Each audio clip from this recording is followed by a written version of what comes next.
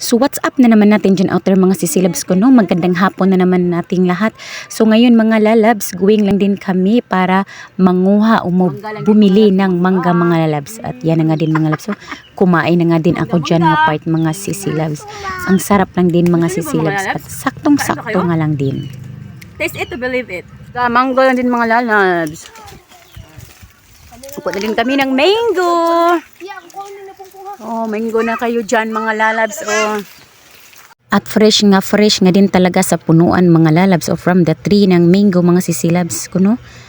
At kitang-kita pa man din na nagsabitan pa din silang lahat mga sisilabs ko. Tara, let's kuha na din tayo mga lalabs. Mga lalabs, meron na kaming mangga na kinuha at uwi na kami at amin na itong kainin. Ang dami. Kain na tayo. At ito na nga din mga sisilabs ko, no? Tapos ko na din na binalatan.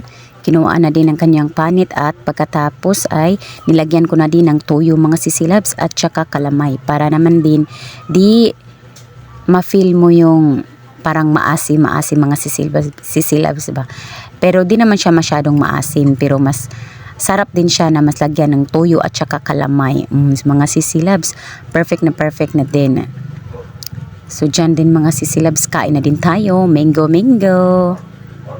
Perfect din. Craving satisfied na naman mga sisilabs ko. Mango for this afternoon mga lalabs. Kain tayo.